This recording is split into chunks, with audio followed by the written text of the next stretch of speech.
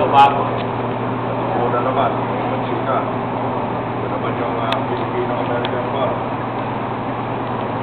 American Revolution. Commonwealth. Tapos, Kazakhstan.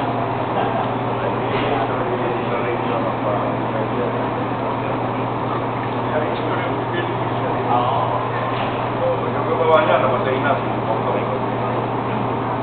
Ultimo Diyos pa. Ayun.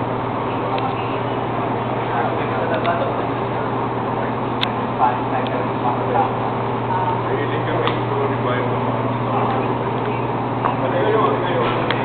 Bibigyan pinigyan ng mga tao.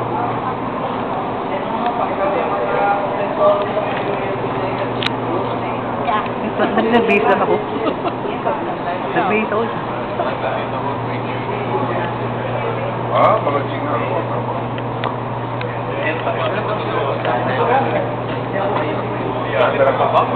Oo.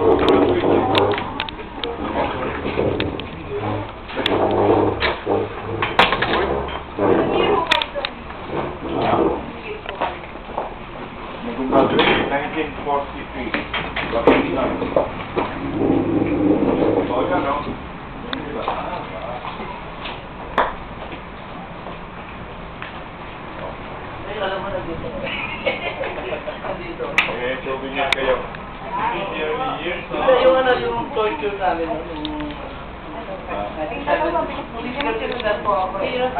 kami muna nag-expose ng torture ng Kimano. Siya po. Thank you.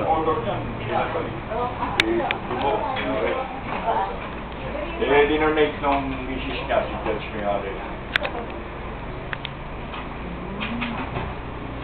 Oo. Panya yung aming gwapo. Panada. Bahala po sila ng ice cream. Ice cream? Bagay. Bahala na si Victor. Ice cream. Sa dessert. Mayor, ang pangalan ko po nung nahuli ako. Ay, si Alejandro Arellano. Tsaka yung asawa ko po, Alfonso Arellano. Sinanap talaga yun. Kaya memorable sa iyo yan. Thank you po. Ngayon mo lang nalaman, Alex, na... Hindi, kaya alam niya. Pero wala kang kopya. Wala akong kopya. Take note, he suffered from electric shock and bleeding all over. So, kaya pala ganyan. Historical yan. Nangyari yan. Tatakbo pa ba? Of course. Oo. Kung gusto pa sa akin ng tao, pero kung ayaw na, di pakapay pa. Bigyan po namin yung token na, ano? Pati niya po nagkamay niya. Nice nita. Bigyan po namin kayo ng, level stop. Hindi. Pang-state lang yan. Yung desa. Yun nga po, pagpunta po. Yung taga ng ano. Yung Hindi yung gumagawa kayo ng lab. Meron po Natatandaan niyo yung kaso ni Juan, yung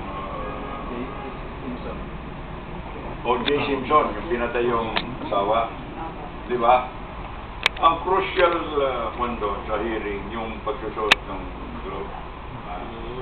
Hindi ko na maintindihan yung prosecutor. Kasi ako, pumunta sa New York, 1970. Merong department store door, Bloomingdale. Tanda ko yun eh. No, alam naman, nag-window shopping kami, inaalok ako nung glove. Nakita ko yung glove na yun eh. Oh, halika na, Justice oh. I-Justice pala tao. Tama namin. Mga ako nito, alumni ng Consensay High School. Si Atty. Ana Buwan. Okay. Oh, inaalok yun.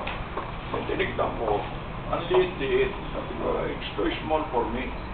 No, sabi niya, this will fit your hand. Eh di sinukat ko. Abay, hirap na hirap talaga na ipasok mo yung kamay mo. Eh, maliit pa kamay ko kaysa kay O.J. Simpson eh. Oh, pero I managed to sabi ko, how come this is so tight? Sabi niya, so that the cold will not penetrate your skin. Yung palang pagkakagawa nun eh. Ano po kasi yun, Mayor? Ay, hindi po leather yun eh. We call it spandex. Hindi, ewan ko. One size fits all. Oh, kinukwento ko justice yung kay O.J. Simpson, yung trial. Hindi ba yung sinasabi niya, that's not my glove. Ha? Tapos pinit sa kanya, kinuha niya, ay mahirap. Eh, nagdadrama lang yun eh. Kasi elastic yun eh. Oh, sabi ko kayo nang sinusukat ko nun na. Talagang mahihirapan ka, hindi pwedeng i-slide mo kagad eh. Iisa-isahin mo. Iisa-isahin mo for every finger. O tapos it will fit. Pero, tight ha. Ang gumawa po niya yung dito sa atin sa Mandulo yung nagsara. Yun yung malaking job factory. Sana na. Yung nagsara na may 10,000 people. Kasi mga tao sa material mo yun. Ano po yun? One size fits all house. It's a spandex. The textiles mo. Kaya it fits all. O yun ang kinapitalize ng Defense Council. Na bakit magiging kagaya? Ang hirap-hirap na it doesn't fit, di ba? Ginanon pa. Hindi na po kasi tendency po nung si spandex po ngayon. Pag katagalan, let's say na parang Si spring. O di lalo na. Ay, ang kinukuha ko yung prosecutor, investigator ni. Ba't hindi yan anticipate na magkakaganon? Pero dapat siyang may batang evidence. Oo. Dapat tinawag niya yung